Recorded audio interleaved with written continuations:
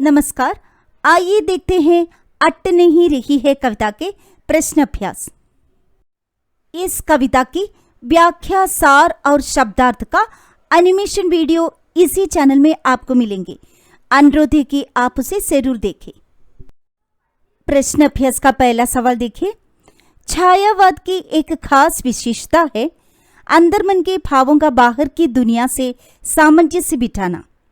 कविता की किन पंक्तियों को पढ़कर यह धारणा पुष्ट होती है, लिखिए।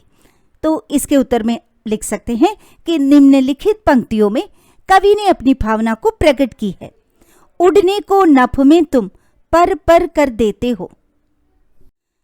दूसरा सवाल, कवि की आंख फागुन की सुंदरता से क्यों नहीं हट रही है? इसके उत्तर में 3 पॉइंट्स है। फागुन के महीने में प्रकृति का सौंदर्य अत्यंत मनमोहक होता है। चारों तरफ का दृश्य अत्यंत स्वच्छ तथा हरा भरा दिखाई देता है। चारों ओर फैली हरियाली और खिले रंग बिरंगे फूल अपनी सुगंध से मुग्ध कर देते हैं। इसीलिए कवि की आंख फागुन की सुंदरता से हट नहीं रही है।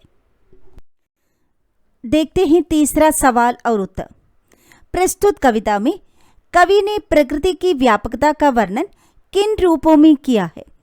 इसका उत्तर भी 3 पॉइंट्स में आप लिख सकते हैं। कवि ने फागुन की सौंदर्य को असीम दिखाया है। उसे हर जगह छलकता हुआ और घर घर में फैला हुआ दिखाया है। कविता में फूलों की शोभा की ओर संकेत है और मन में उठी खुशी की ओर भी। उड़ने को पर पर करना पक्षियों की उड़ान पर भी लागू होता है और मन की उमंग पर भी। अगला सवाल और उत्तर देखते हैं। फागुन में ऐसा क्या होता है जो बाकी ऋतुओं से भिन्न होता है? तो इसके उत्तर में आप लिख सकते हैं, फागुन में प्रकृति की शोभा अपने चरम पर होती है। पेड़ पौधे नए पत्तों, फल और फूलों से लद जाते हैं। हवा सुगंधित हो उठती है।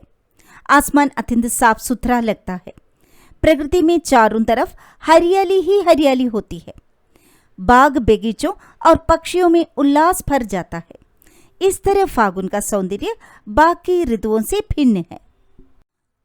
अगला सवाल है, इन कविताओं के आधार पर निराला के काव्य शिल्प की विशेषताएं लिखी।